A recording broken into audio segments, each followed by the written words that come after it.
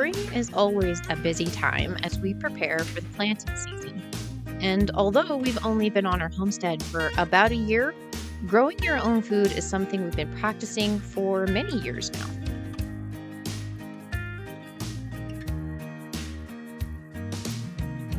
When I purchased my first home, one of the first things I did was build a garden and a small chicken coop with the help of my dad. I had already been keeping bees for a while on my father's property, and once I purchased my own home in the suburbs, I was eager to expand into gardening and chicken rearing.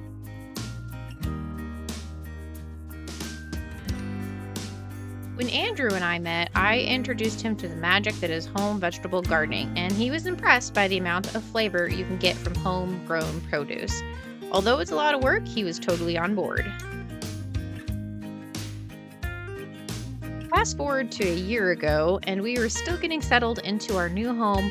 We were already starting to build a very large chicken coop shed on the property and planted our orchard. So we kind of just threw together a vegetable garden. But without the proper infrastructure and the care and attention it needs, it unsurprisingly didn't thrive.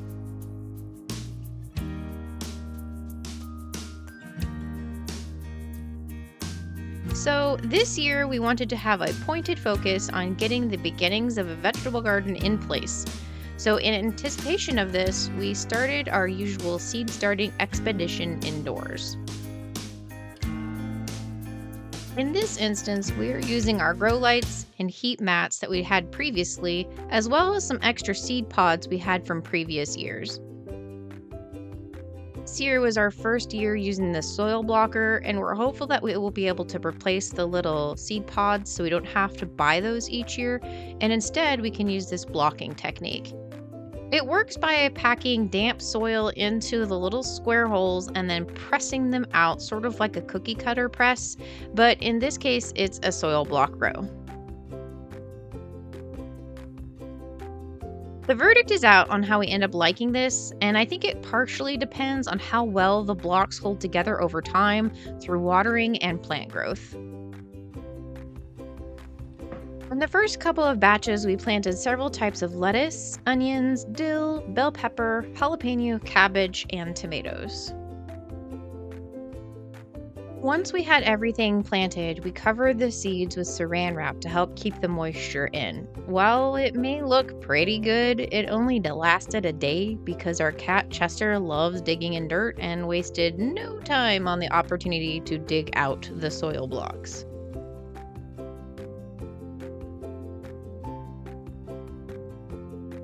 So, because Chester in his quality control didn't approve of our work, half of the tray had to be redone.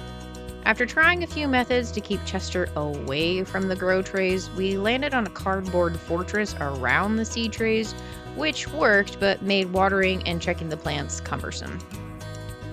Plants are growing nicely now and near the point where we can transplant some of them outside, particularly the lettuce.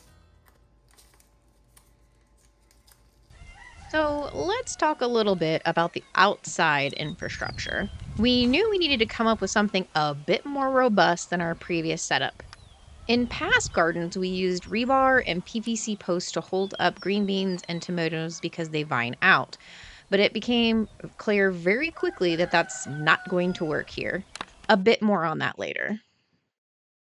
So, with most of our project plans, we start with looking online for some inspiration and then we draw out our concept. Now, let's get started.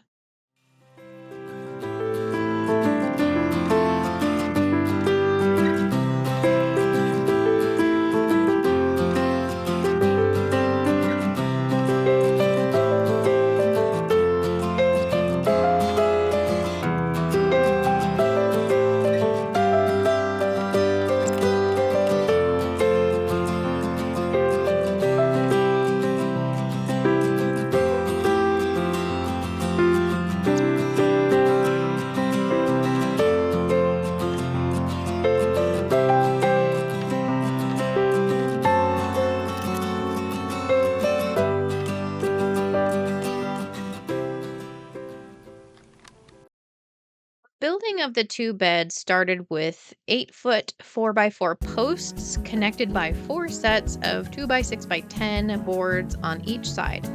These are treated to help keep them from rotting over time. I know some gardeners may prefer not to use treated wood as there are concerns of the wood leaching toxins and ultimately ending up in the food that you're eating. Honestly, I've never had any issues with this in the past with my gardens and in the gardens that my parents kept, so I'm not too terribly concerned with it. Our 4x4 posts are spaced every 5 feet along, and we screwed them in with deck screws. We usually keep a large container of deck screws around because we know we will use them for multiple projects.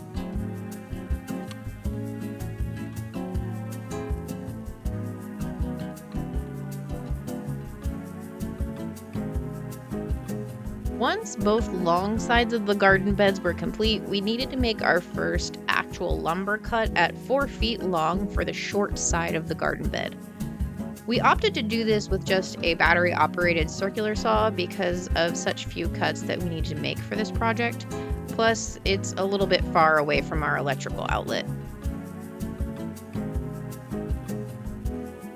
Once all 4 cuts were made, it was time to attach the short sides to the long sides of the garden.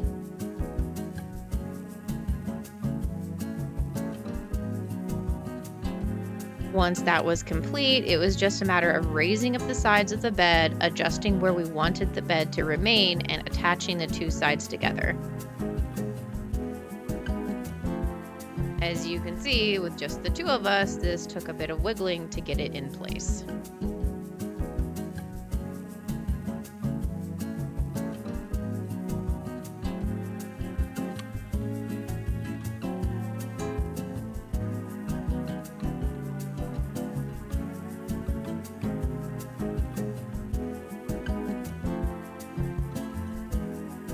After the base was built, it was time for us to shift our focus to the canopy of the bed. The idea is that vining plants like green beans, tomatoes, etc. can have their trellis attached to the top of the canopy securely, so even during our heavy winds, the trellis won't collapse and we can keep the vegetable vines secured with twine in hopes that will help them survive.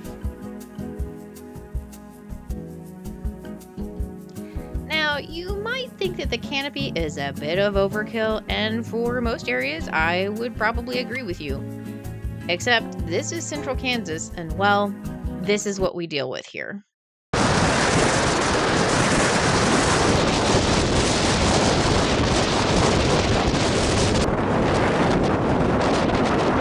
I will have to let you know how the canopy idea works out once our plants start growing tall. I'm really hoping that it helps hold them up. The next step was to start filling the vegetable garden.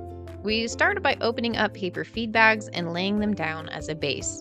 When we ran out of feed bags, we switched to cardboard and then drenched the entire layer heavily with water.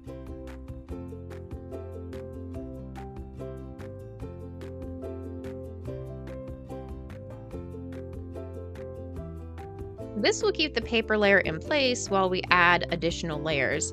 It will act as a bit of a weed barrier and it will break down over time in the garden.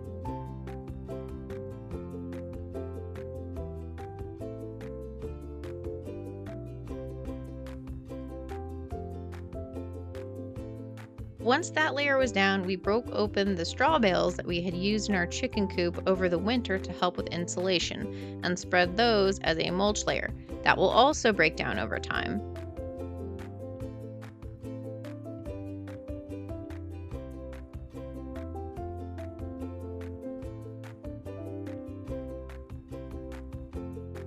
We went ahead and watered down the straw just to keep it from blowing away, but straw doesn't really hold water all that well, so it didn't really work.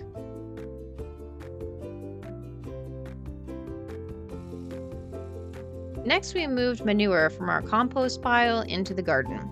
Typically, we would have preferred to wait to use this until the compost and manure had fully broken down, but as it turns out, we've had an extremely difficult time sourcing soil for our garden, so we decided to just put this down as a layer first so we wouldn't need quite as much soil to find. When we did end up sourcing soil and scheduled its delivery, the company that we purchased it from had a mix up and sent us the wrong product. We ended up with about 14 tons of rocky clay piled up next to our garden that we can't really use, at least not for garden purposes. It has clay in it and honestly a lot of rocks as well. It's just not great for gardening. Well, the whole situation was very frustrating, time consuming, and now we need to figure out what to do with all of the soil piled up next to our garden. But the silver lining is that the company we worked with was very honorable, and after talking with them and sending pictures of what product we actually ended up with, they did do a full refund for us, but opted not to come back and pick up the fill dirt that they left behind. Eventually, after talking with some of the locals, quite literally at the only bar and grill in town, they suggested that we try a small local farm that also makes compost, and they thought we should just go ahead and drive there rather than calling ahead and ask to purchase garden soil. We did this, and they were able to drop a scoop into our truck bed. And although we may need to visit them several more times for all of our soil needs, we were just happy to find something that would work.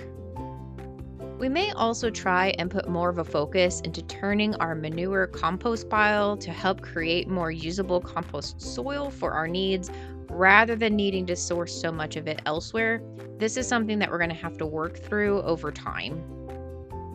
Anyway, so we were able to fill one of the garden beds with soil, and we will need to go back for more.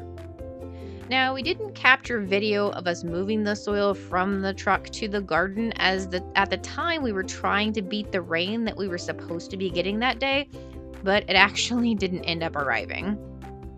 Before we will be able to plant our spring weather crops in the bed that has the soil in it, we will also need to put some garden fencing up to keep our dogs and chickens out of it. At the time of making this video, I did order some fencing material to pick up today, but I will have to make future videos for you to see how this is coming along. Thanks for watching today. We sure hope you enjoyed the adventure. Did you need something? What do you need?